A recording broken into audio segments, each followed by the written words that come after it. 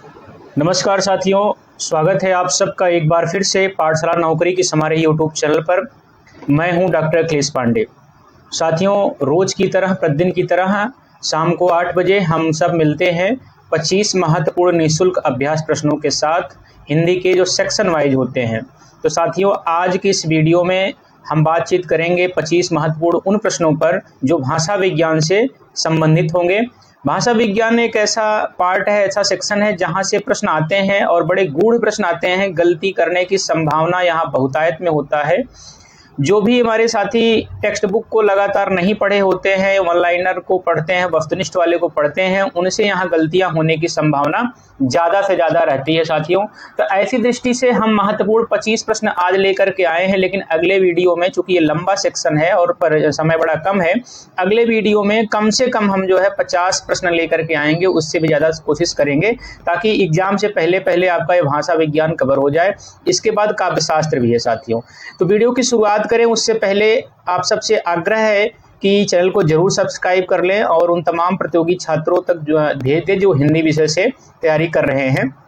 भाषा विज्ञान में शुरुआत करें तो सबसे पहले एक सरसरी निगाह से हम लोग देख लेते हैं कि भाषा विज्ञान के अंतर्गत हम सब इसमें कौन कौन से सेक्शन को लेंगे। भाषा विज्ञान के अंतर्गत महत्वपूर्ण कौन कौन से वो पॉइंट हैं जिनको हम कवर करने वाले हैं।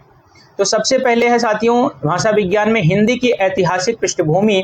इसके अंतर्गत हम बात करेंगे प्राचीन भारतीय आर्य भाषा की। किसकी बात करेंगे?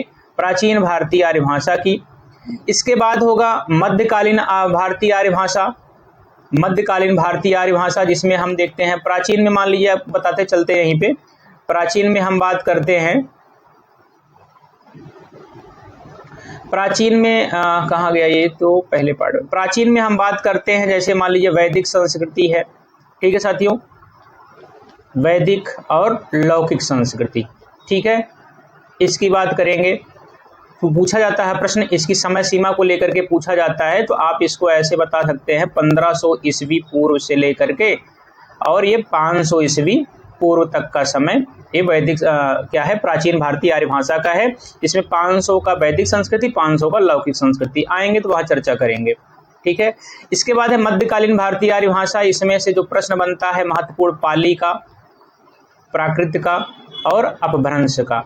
ठीक है साथियों, इसके बाद आधुनिक भारतीय आर्य भाषा है जिसमें है सौरसैनी, मागधी, अर्धमागधी, ये सब आते हैं जहां से बोलियों की शुरुआत हो जाती है साथियों। ये पाठ्यक्रम हम देखने वाले हैं।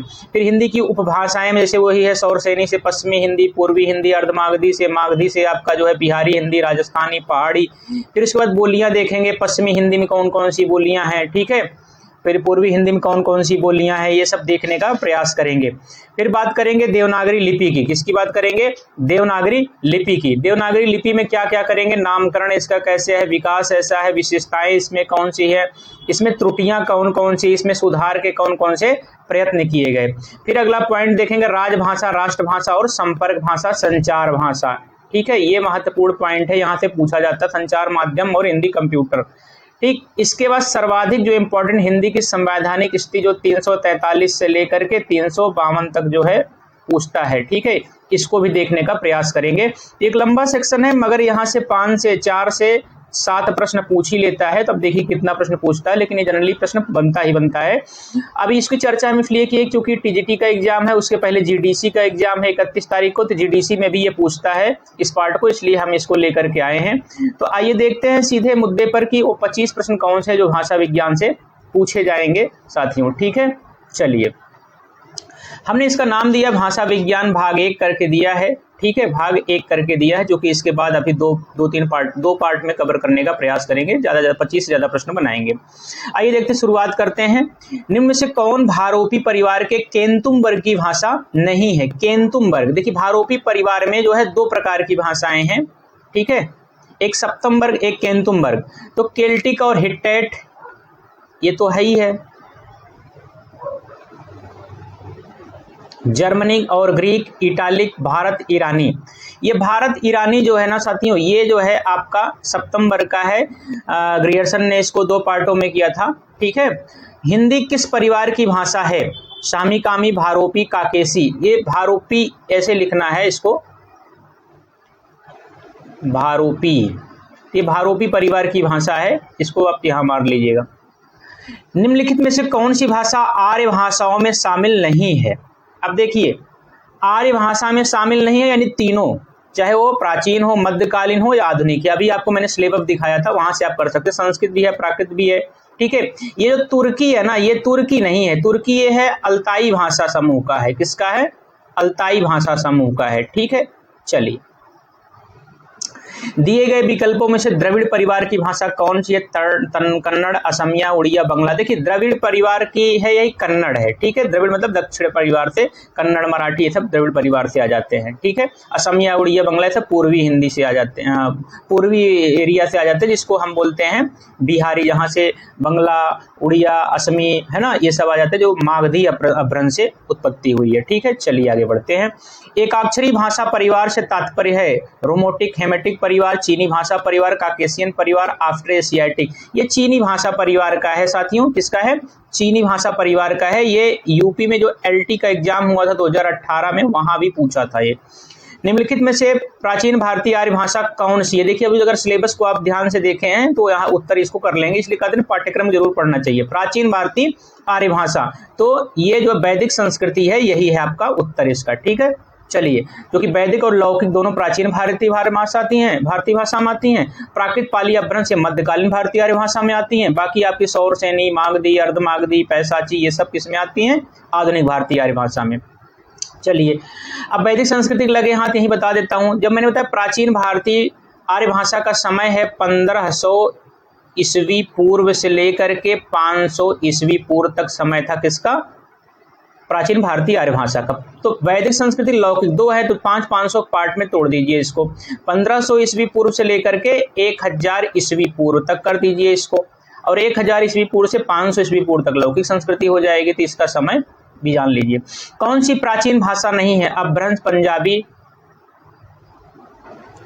प्राकृत और संस्कृति। तो ये कौन सा नहीं है साथियों? तो ये आपका बी ऑप्शन इसका, ये पंजाबी नहीं है, ठीक है। चलिए अगला प्रश्न।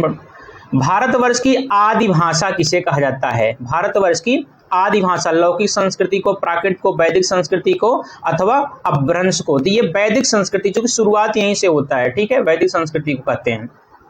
विकास की दृष्टि से प्राकृत की पूर्वकालीन अवस्था का नाम क्या है? पाली है, संस्कृत, हिंदी, पाली है पहले, ठीक है साथियों। चलिए,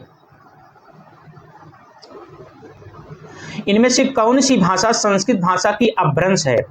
संस्कृत भाषा की अपभ्रंश है। ब्रज भाषा, पाली, खड़ी बोली, प्राकृत। तो किसको मानते हैं? ब्रज भाषा को मानते हैं, ठीक है। चलिए, मध्यकालीन भारतीय आर्य भाषा काल है। मध्यकालीन भारतीय आर्य भाषा काल है। अब देखिए, वही समय सीमा जो मैंने बताया था वो यहाँ पे आ गया। देखिए, प्राचीन भारतीय का तो मैंने बता दिया था, कितना था? 1500 ईस्वी पूर्व से 500 ईस्वी पूर्व। तो जब प्राचीन भारतीय आर्य भाषा का समय आपको खत्म होता है 500 ईस्वी पूर्व से, तो मध्यकालीन की शुरुआत कहाँ होगा? 500 ईस्वी पूर्व से ही तो शुरुआत होगा। तो 500 ईस्वी पूर्व से ऑप्शन यहाँ शुरुआत होता है। अब देखिए, 500 ईस्वी पूर्व से 1000 ईस्वी तक मध्यकालीन भारतीय आर्य भाषा है। अब इसमें दो आती हैं, तीन आते हैं, पाली है, प्राकृत है और अपभ्रंश है। अब इनको भी 500 में तोड़ दीजिए। तो 500 ईस्वी पूर्व से लेकर के ईस्वी सन प्रथम तक पाली है, ईस्वी सन प्रथम से लेकर के 500 ईस्वी तक प्राकृत है, और 500 से लेकर के 1000 ईस्वी तक अपभ्रंश है। इस नाते ये समय सीमा होता है 1500 वर्षों का मध्यकालीन भारतीय आर्य भाषा का। पाली भाषा के सर्वप्रथम वैयाकरण कौन है? पतंजलि है, पाणिनि है, कौन है? महाकच्चायन, हेमचंद। ये महाकच्चायन है, ठीक है, पंडित महाकच्चायन। किस विद्वान ने अपभ्रंश के लिए पुराने हिंदी शब्द का प्रयोग किया था? रामकुमार वर्मा, धीरेन्द्र वर्मा। ये चंद्रधर शर्मा गुलेरी थे। चंद्रधर शर्मा गुलेरी ने। बड़ा पेट क्वेश्चन है, इसको तो एकदम जबान पे हर हिंदी वाले को होना चाहिए, ठीक है। चलिए, ये डी ऑप्शन।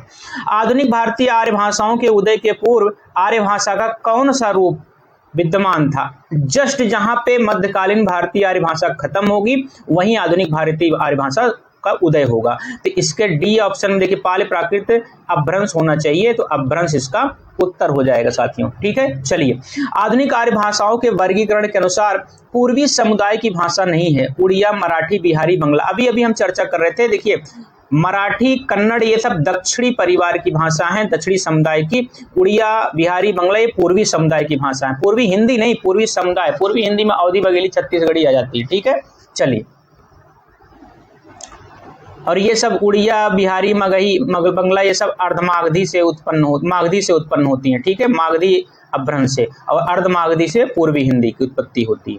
आधुनिक भारतीय भाषाओं का विकास किससे हुआ? तो आधुनिक भारतीय आर्य भाषाओं का विकास कहाँ से हुआ? जहां से आपका मध्यकालीन अंत हुआ। तो ऑप्शन ए अपभ्रंश मारिए। देखिए थोड़ा घुमा रहा, अपभ्रंश में कितने स्वर मौजूद थे? अब देखिए इसमें नगेंद्र जो है, डॉक्टर नगेंद्र कहते हैं 8 स्वर। कितने? 8 स्वर। लेकिन कहीं कहीं कुछ विद्वान इसमें 11 स्वर मानते हैं। तो आप उस हिसाब से लगाइए जैसा विकल्प रहे, 6, 7, 8 इनमें से कोई नहीं, तो 8 मार दीजिएगा।